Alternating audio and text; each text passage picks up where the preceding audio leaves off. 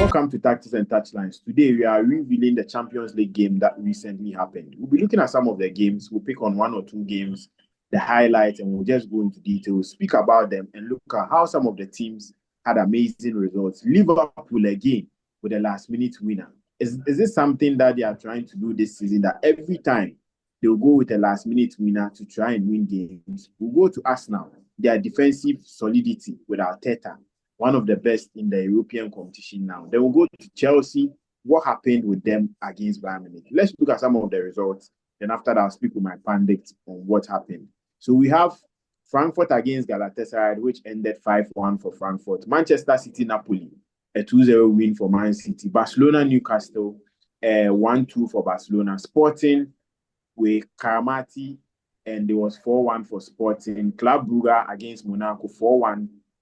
That is Copenhagen against Bayern Leverkusen, 2-2. Ajax Inter Milan, 2-0 for Inter. Bayern Munich Chelsea, 3-1 for Bayern. Liverpool Atletico, 3-2. Paris Saint-Germain Atlanta, 4-0. Olympiacos Pafos, 0-0. Slavia Praha Bordeaux Glimt, that was 2-2. Garbach and Benfica, 3-2. Juventus Dortmund, 4-4. Real Madrid Marseille, 2-1. Tottenham Villarreal, 1-0. Bilbao Arsenal, 2-0. Then PSV Royal Union Saint-Gilloise, 3-1 for Royal Union Saint-Gilloise. I want to start with Raf. Let's look at the Liverpool game. Liverpool against Atletico Madrid. We know this is one of the fixtures. Atletico mostly come to Anfield and get good results against Liverpool. But on this day, Liverpool had their last-minute magic happening again. Do you think this thing is something Ancelotti should be worried about? Especially going into games, Liverpool get to score 2 and they get to concede before waiting for the last minute. Or you think it's just something that experience is playing so well in this Liverpool setup? Liverpool against Crystal Palace in the Community Shield, we scored twice. Palace came back and equalized. Yes. First Premier League game against Bournemouth, we scored twice, they came back and equalized. Against Newcastle, we scored twice, they came back and equalized. And against Atletico Madrid, they came back and equalized after Liverpool scoring 2. Definitely, there's a problem with our defensive shape. And this evening, I was trying to analyze it on my own, watching the tape again, watching the video, watching the match again, and I've made some observations. It is not, I would say it boils down to maybe we have a bit of luck on our side that unfortunately we are able to, fortunately we are able to score at the dying minutes of the game. But it's Raf, a big concern.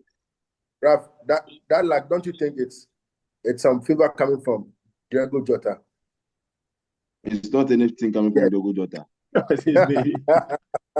I think maybe Diego Jota is also saving Liverpool. We are playing our football. The spirit of Jota. Spirit is not anywhere. Okay, continue. So I feel Slot and the backroom staff should do better with this. I'm not happy. When after Liverpool scored twice against Atletico, you could clearly see that Atletico was still penetrating our backline. They were creating chances. They were playing passes into our 18 box directly. And I was very, very worried about that. And yes, I was worried, and it's still what my fear also unfolded before my eyes. I saw them scoring twice, and we came back. No, look, Slot should do something about this. We are competing this season with a better team in Arsenal. Yes, Man City is not in a good shape. Chelsea back and forth, hot and cold. Man United down. The other guys too are just coming up. The biggest competitor for Slot this season is Arsenal. And if Arsenal has played the entire season from the Premier League to the Champions League and they've considered only once, no, that is a mark of a champion, a soon-to-be champion. I will not be biased here. If Liverpool doesn't, Prince is smiling. If Liverpool doesn't play well, oh, smile. You book everyone December. I don't say no one. So right now, Ben, Slot should analyze the team very well. He should understand that the fans have a standard. We won the league last season. We don't want to drop down. We have made some major signings, top quality players. We can't afford to drop. Now, the observation I've made, quick one, is that, Ben, all the midfield three we are having are players who are not typical defensive midfielders or central midfielders, if I should put it that way. Gravenberch naturally is a number 10 man.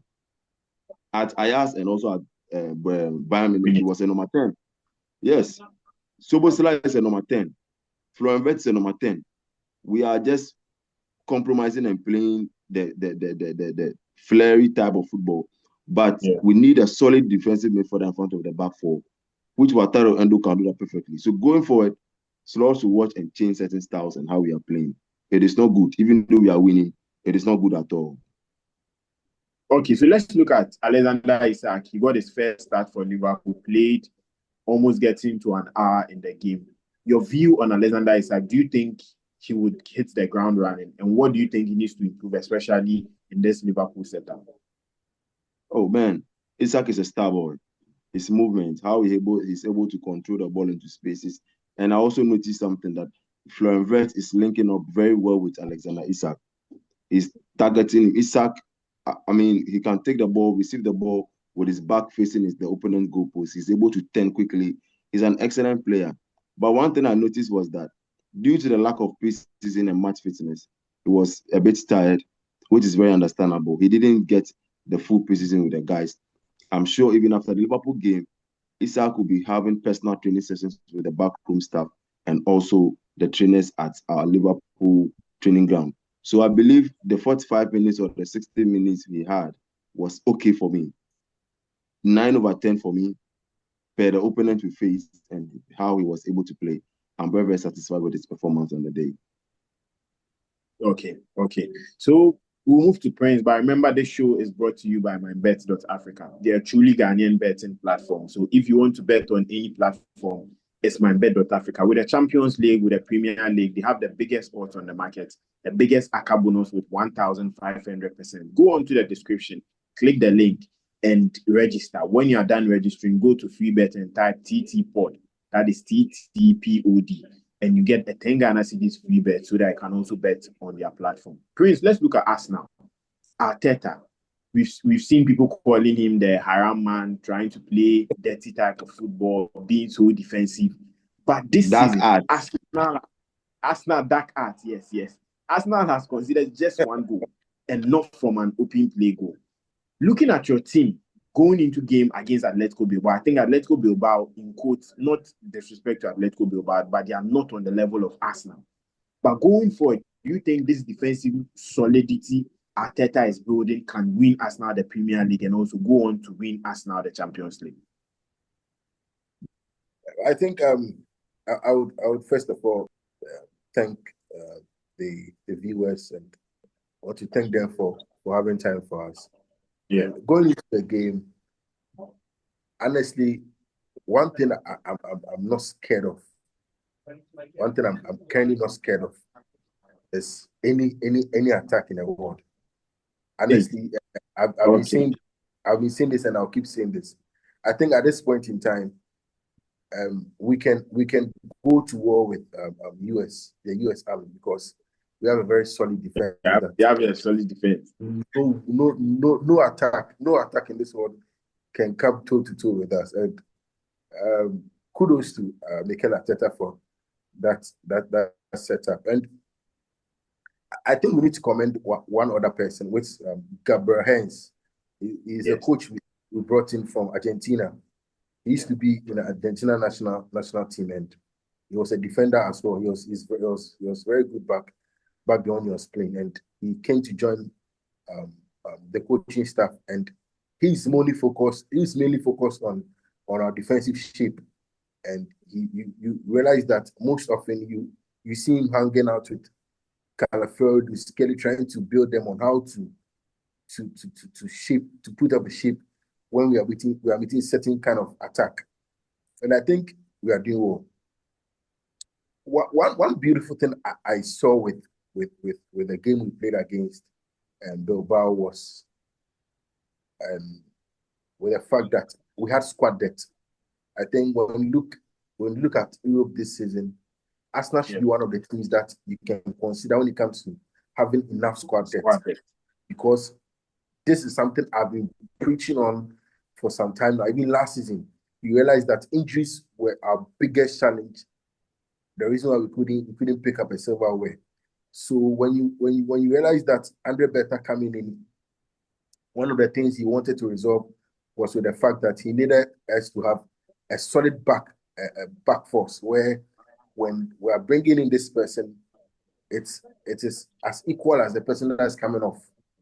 You realize that this Martinelli and Trossard are players that were playing last season. They were part of the starting 11. I remember there was a time Saka had to got injured, and both Martinelli was playing on the right wing and Trossard was playing on the left wing. You could see that there was so much fatigue in the team. But I'm so happy we took some piece from what Chelsea were doing last season with the enough squad where you can rotate the squad. At least it gives the players enough rest. Don't be that much of injuries when players play too much of games. And it's so good. I'm happy we have a fully fit Calafrio playing 5 games in a row. It helps us. It helps the backline. Timber is solid. It's so good.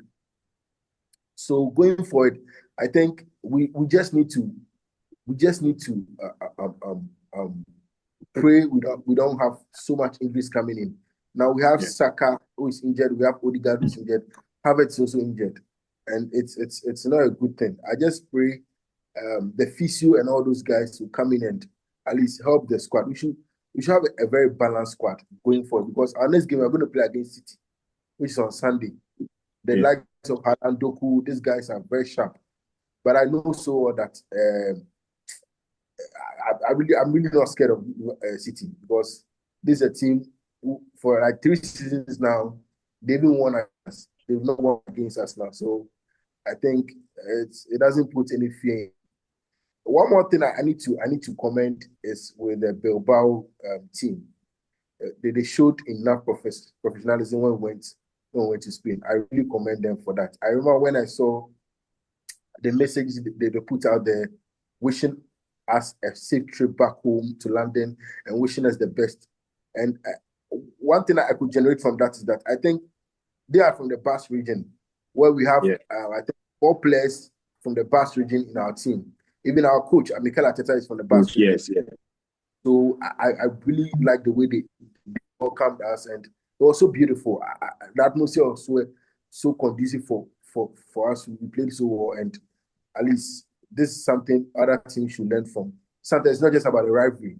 This is a football game that should unite us together. So I think going forward, let's put things together, and I think we'll pick a silverware this season.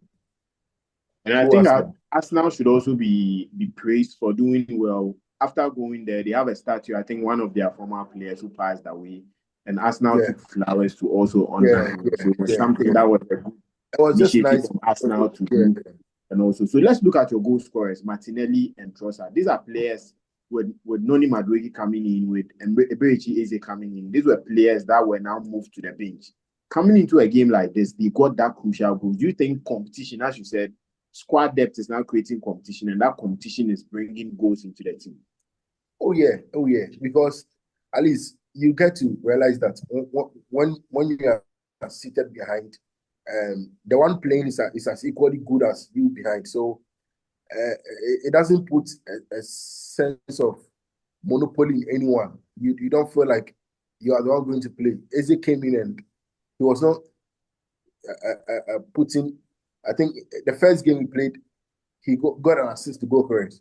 But when we were playing against Bilbao, because Bilbao was playing a low block, you realize that he was not getting in those balls. He was not running through the channels so well. So you realize that because of the pacey Martinelli was on the bench, Mikel Arteta has to be so smart and brave. So honestly, when you have a good squad, that it helps. Now look at this guy we bought for 30 million, Mosquera.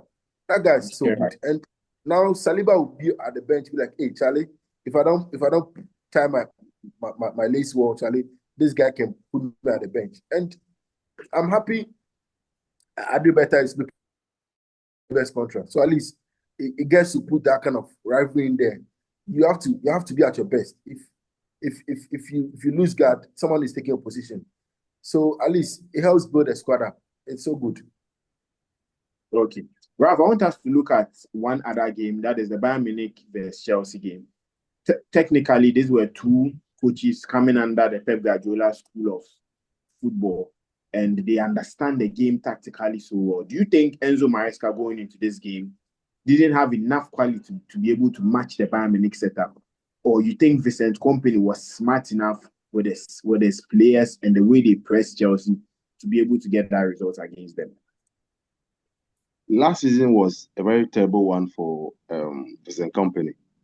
Even though he won the German Bundesliga, the team couldn't play well. The team was not gelling proper. They were struggling in some games and all. Yes, even though they won the Bundesliga. But this season, I think this season he has gotten enough support from the backroom staff. And when you go to Bayern, you have been controlled at the top. They have the top hierarchy, the old players who are also at the helm of affairs like the Oliver Kahns. There are some big boys in there who also, yes, pull the strings for you as a manager. So, look, it's a good stage for Vincent Kompany as a manager and as for him as a person. Now, going to the game itself, look, the Chelsea team has done very well.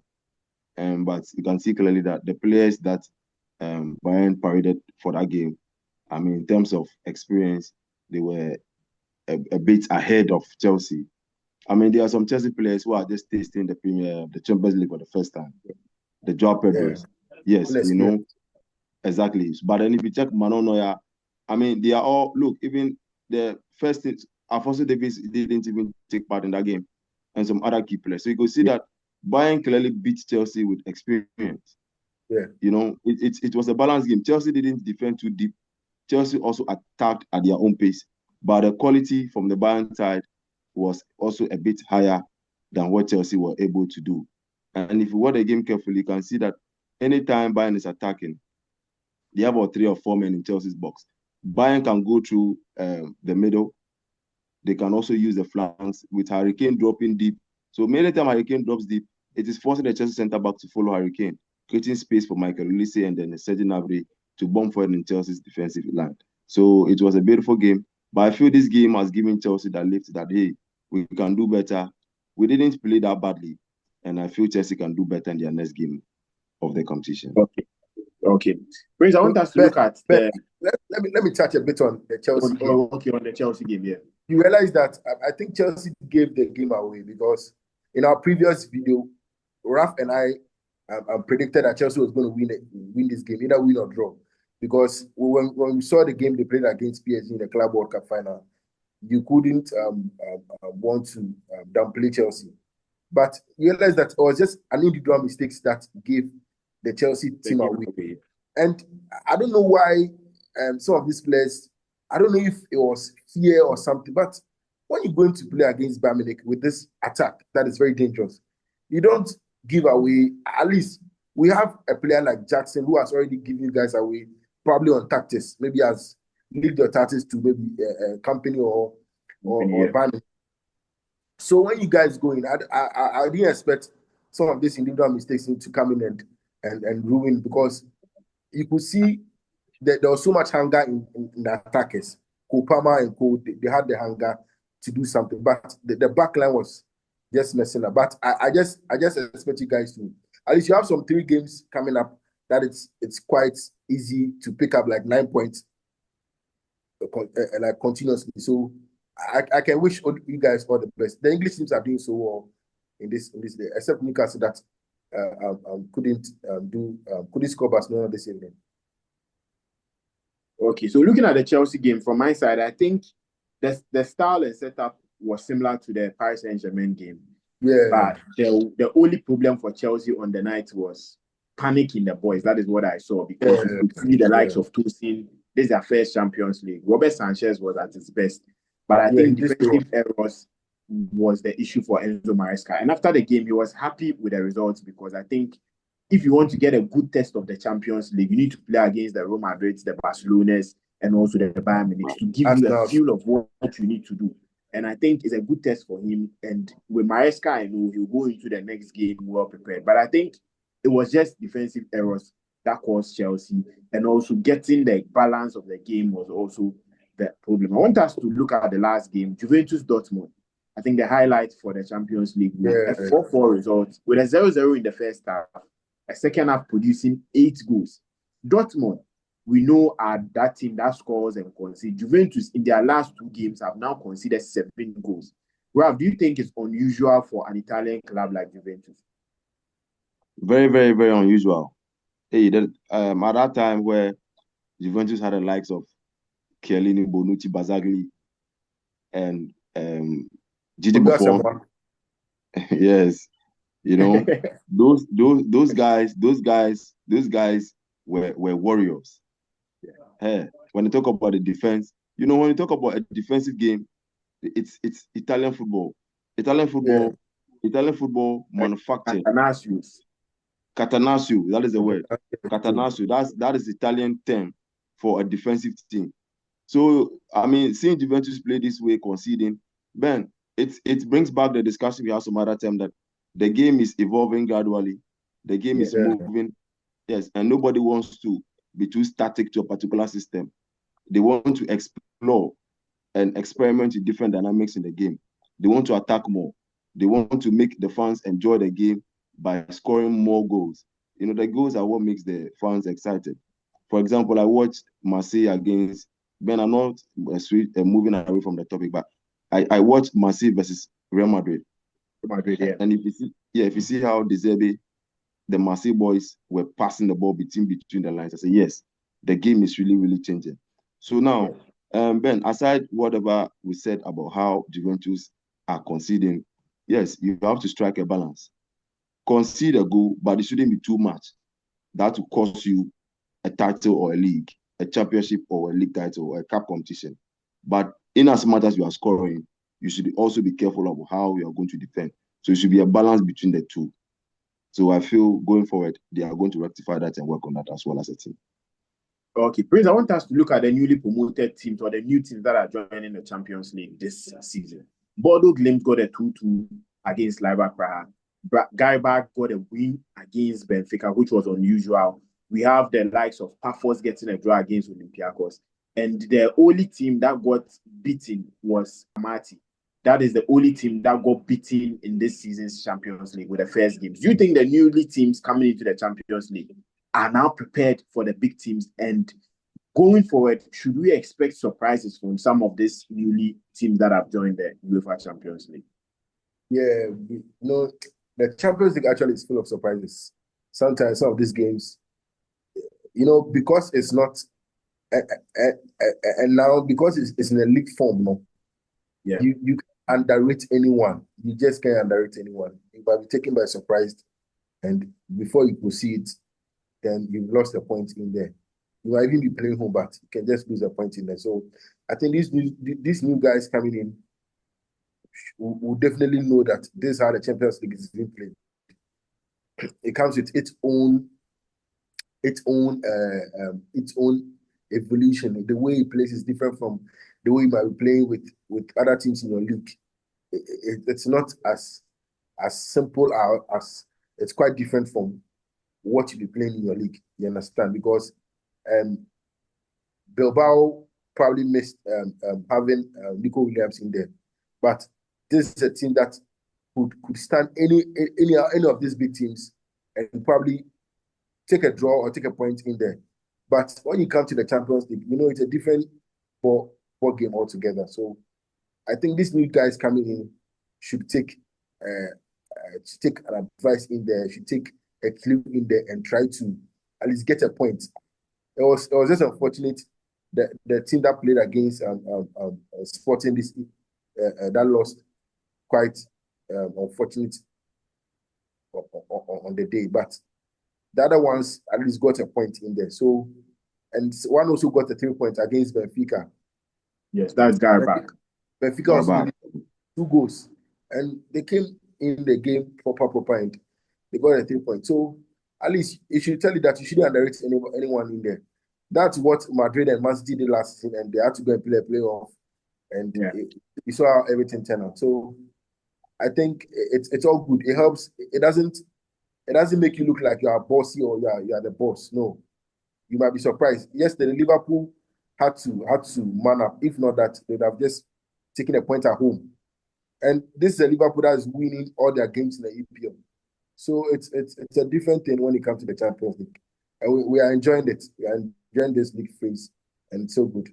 Okay, so thank you all for coming onto the show. We revealing the Champions League games and looking at what would happen, especially going forward. Come into the comment section. Let us know which game was the most surprising game for you, and also what do you think about some of the games you also mentioned. Like, share, and also subscribe to the channel so that I can get amazing content like this. Remember, Mybet.Africa brought you this show, sponsoring Tactics and Touchlines, so that we can bring you amazing videos like this. Go into the description, click the link, register, and also use the free bet code, that is TTPOD, TTPOD, to also get a free 10 Ghana cedis coming from Tactics and Touchlines to you for wasting at least your data or your time to also watch us, so that you can also win amazing prizes from Mybet.Africa. Thank you all for joining the show.